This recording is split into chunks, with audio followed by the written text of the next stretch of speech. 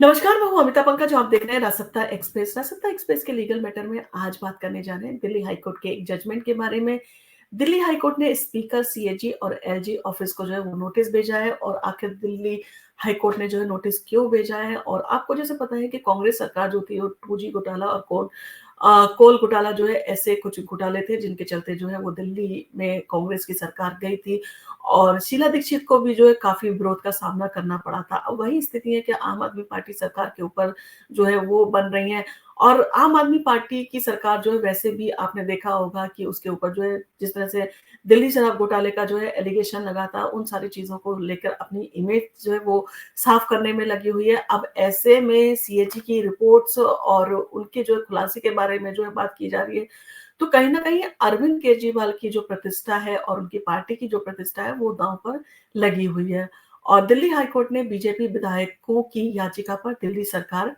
विधानसभा speaker और comptroller and auditor general CAG को और उपराज्यपाल एलजी ऑफिस को जो है नोटिस जारी किया है। और इस मामले में अगली सुनवाई जो है वो 9 दिसंबर को होनी है। और दिल्ली सरकार के पास में ऐसा कहा जा रहा है कि 12 सीएजी रिपोर्ट जो है वो लंबित है, जिन्हें मुख्यमंत्री आतिशी के मंत्रालय में रखा गया है। और इन रिपोर्ट्स को जो है उपराज्यपाल के बार-बार अनुरोध के बावजूद भी नहीं भेजा गया है। और याचिका में कोर्ट से मांग की गई है कि दिल्ली सरकार को इन रिपोर्ट्स को एलजी को भेजने का निर्देश दिया जाए, ताकि उन्हें विधानसभा के पटल पर जो है वो पेश किया जाए कि यानी कि ये जो सीएजी अपनी रिपोर्ट तैयार करती है, जिसमें राज्य सरकारों ने जो है किस तरह से खर्चे किया, किस तरह से जो है वो पैसा आया था, उसका पैसे का इस्तेमाल किस तरह से किया गया था। तो ये सारी रिपोर्ट जो है वो सीएजी बनाती है। और जैसे कि आपको पता है कोविड भी था और ऐसे में ये सारी रिपोर्ट जो है काफ़ी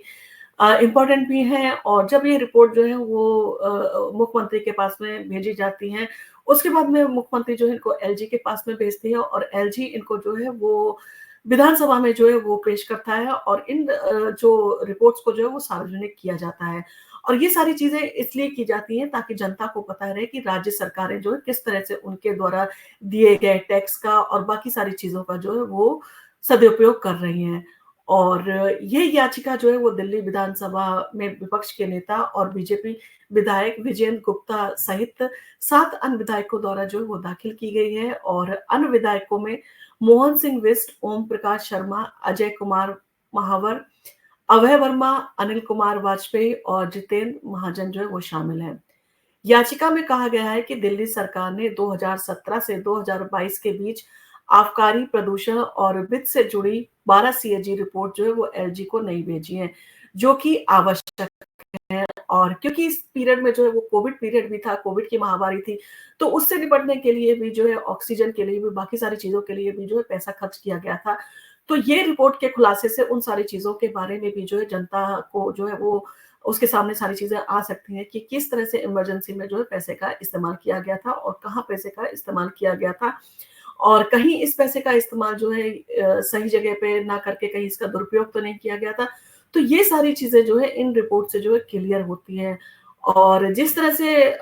दिल्ली की सीएम जो है वो आतिशी में जो है वो इन सारी रिपोर्ट्स को जो है अपने ऑफिस में जो है वो पेंडिंग किए हुए हैं और उसको एलजी के पास में उन्होंने अभी तक नहीं भेजा है। तो कहीं न कहीं इसका जो है वो ये भी हो सकता है कि विधानसभा इलेक्शन जो है वो सर पर है। अब ऐसे में इन रिपोर्ट्स का, अगर ये रिपोर्ट्स नेगेटिव जाती हैं सरकार के खिलाफ, तो इसका जो है वो असर सरकार के ऊपर जो है वो सीधे तौर पर पड़ेगा। तो कहीं न कहीं इन रिपोर्ट्स को जो है हो सकता है उसको रोकने की तैयारी की जा रही हो या कोशिश की जा रही हो कि जितना हो सके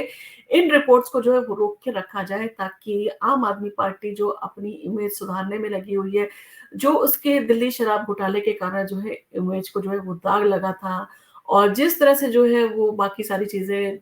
के खुलासे हुए थे, तो इन सारी चीज़ों को देखते हुए कहीं न कहीं ये जो है कि आम आदमी पार्टी अपने आप को पूरी तरह से बचाने की कोशिश कर रही है इन सारी रिपोर्ट्स के चलते। और इस याचिका से जो है साफ होता है कि बीजेपी विधायकों का आरोप है कि दिल्ली सरकार जो है वो पारदर्शिता बनाए रखने में विफल रही है और रिपोर्ट्स को जो है समय पर ना भेजना सरकारी प्रक्रियाओं में जो है कमी को दर्शाता है। और इस मुद्दे पर राजनीतिक खींचतान भी जो है बढ़ने की संभावना है, क्योंकि भारतीय जनता पार्टी जो है किसी भी तरह का कोई भी मौका जो है वो खोना नहीं चाहती है, क्योंकि लगातार आम आदमी पार्टी की सरकार बन रही है, ऐसे में जो है आम आदमी पार्टी की सरकार को रोकने के लिए भारतीय जनता पार्टी जो है किसी भी सीमा तक जो है वो जा सकती है और उनके जो है नेता इसी तरह की कोशिशें कर रहे हैं। क्योंकि इससे सरकार की कार्यप्रणाली पर जो है सवाल उठाने का जो है उन्हें मौका मिलेगा और इन सारी चीज़ों के चलते वो सरकार को घेरने में जो है वो कामयाब भी हो सकते हैं। और दिल्ली हाई कोर्ट का नोटिस इस बात का संकेत है कि अब मामला जो है न्यायालय के दरवाजे तक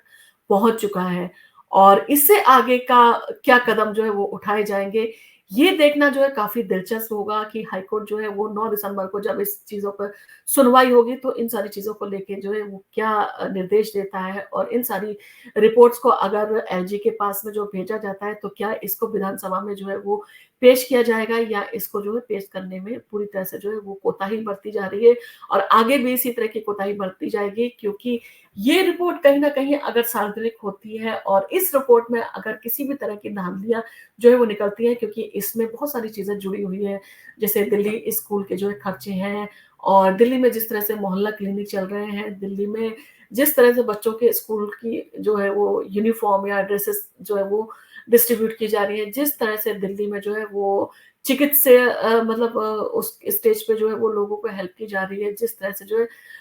मेडिकल सपोर्ट जो है वो लोगों को दी जा रही है, जिस तरह से कहा जाता है कि दिल्ली में जो है वो आपका ट्रीटमेंट जो है वो फ्री है और इन सारी चीज़ों को जो है रोकथाम करने की कोशिश की जा रही है